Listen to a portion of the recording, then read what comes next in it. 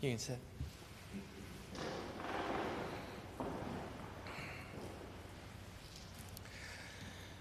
I was supposed to read a sermon by the Reverend Charles Hoffaker about 3 forms of time and the ways that God and humanity exist within those forms of time. It is a very good sermon, and you should all read it. But this morning, I was rereading that sermon, preparing to come and deliver it here, and I could not extricate myself from the moment of time we are in right now. I could not abstract away from the Tops grocery store in Buffalo, New York, where a white supremacist murdered 10 black people. The attack was planned on Discord and live-streamed over Twitch. I could not extricate myself from the rhetoric this week around the shortage of baby formula. This has been a problem off and on for the past year, but it's particularly bad now. There are many reasons to be upset and concerned about this, but the thing that sticks with me this morning is the realization by some that the U.S. government provides formula to those families who are imprisoned for the crime of being refugees. And some of our brothers and sisters believe that we ought not provide formula to illegal mothers. Behold, I am making all things new. Simon Peter, the rock on whom I will build my church, the zealot, the denier, one of the patriarchs of the early church, enters a vision in a trance. Growing up, I had a picture Bible, which I still believe is foundational to my love of comic books and the vividness with which I remember certain Bible stories. This story presented the collected animals as a mound of snakes, birds, pigs, and lions piled together and writhing on a massive white sheet like they have at hotels. Peter stood before the sheet and held his hands out in dramatic refusal of that which was unclean, that which is illegal. Behold, I am making all things new. We, you and I, pagans, foreigners, we are not a part of the Messiah's kingdom. At least, that's what Peter would have said before his vision of profane jambalaya. The Messiah is not for the whole of the world. The Messiah is for God's chosen. The Messiah is of the lineage of David and will return Israel to its Davidic strength, glory, and autonomy.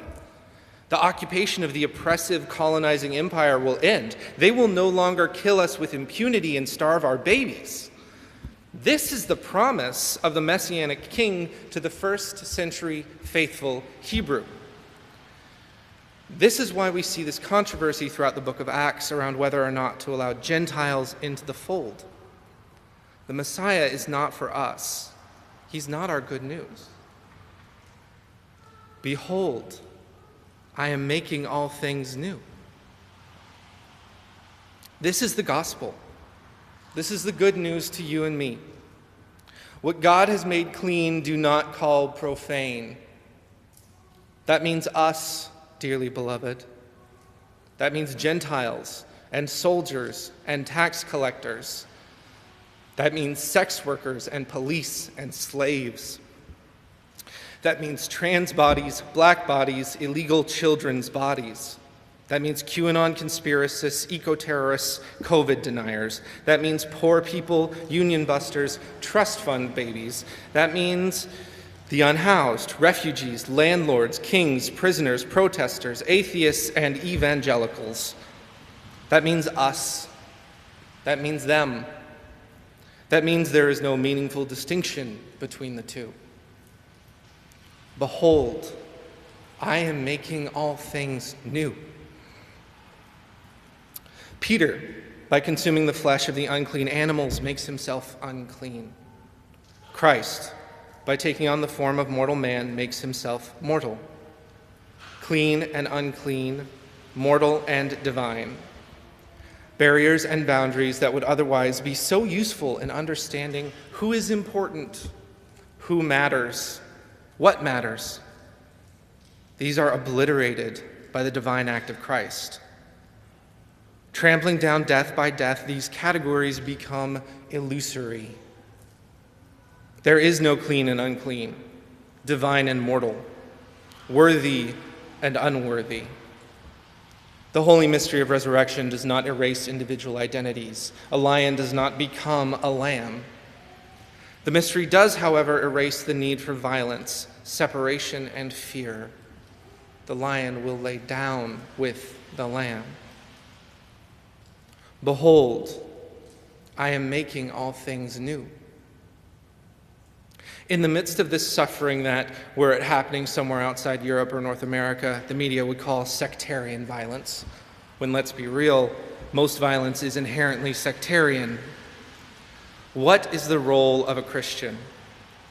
What is the hope of a Christian? We have already come through Holy Saturday. We are meant to be living in the resurrection. By the writing of John's Gospel, the young Christian church has started to figure out that this is going to be a long haul.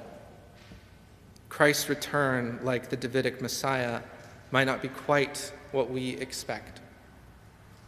I think it is in light of this reality that Christ, through John, gives us the commandment, love one another, just as I have loved you.